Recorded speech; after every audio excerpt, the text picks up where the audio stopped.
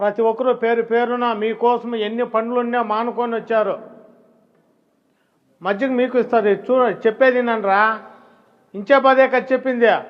ఎవరు చాక్లెట్ ఎత్తుకోపోతాడు, ఎవరి బిస్కెట్ ఎత్తుకుపోతాడు, మీ ఆలోచన అదే. కానీ ఎంతమంది పెద్దవాళ్ళు చెప్పినారు. మేము చిన్నప్పుడు కూడా మేము కూడా కోటి స్కూర్లు కాదు నాయన, ఆ పూటకు గడిచేవాళ్ళు. మా అమ్మ ఎవరిదన్నా బట్టలు ఎత్తుకొచ్చిందంటే కాసుకోండేది, ఎందుకంటే వెనుక ఇక్కడ చినిగిపోయి ఉంటుంది. టీచర్ వచ్చి బోర్డు పైన లేరు అన్నప్పుడు మేము గుమ్మన కూర్చొని దెబ్బలు తినేది. ఎందుకోసమో లేస్తే ఎవడన్నా వెనుక పోస్ట్ ఆఫీస్ని చూస్తాడేమో అని సమాధానం వస్తుంది, చెప్పలేమో. గుమ్మన దెబ్బలు తిని ఉండిపోయేది ఏడుచుకొని. మా అమ్మ ఎవరిదన్నా పాత బట్టలు ఉంటాయి కదా, వాళ్ళు వాడేసిండేవి వేసుకుంటే రోజులు ఉన్నాయి నాయన. మీకు అసలు బాధలు తెలీదు.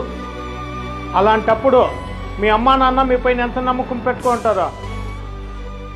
అమ్మా బిర్యానీ అంటే వాళ్ళు కుప్పంపై బిర్యానీ తెస్తారు మీకు. మీరేమంటారు, మా నాయన బిర్యానీ తినేసి తెచ్చా అనుకుంటారు మీరు. వాళ్ళతో డబ్బులు ఉండదు.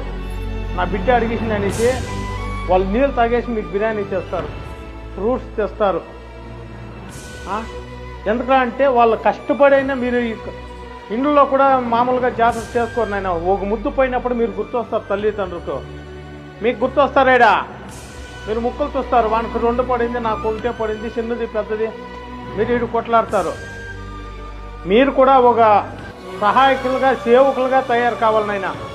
మీకు ఎప్పుడా ఊర్లో మంచి పేరు వస్తుందంటే ఈ నుండి పోతని మంచి డిసిప్లైన్లో ఉండి అప్పుడే పలానా కొడుకు బాగుంది అంటారు.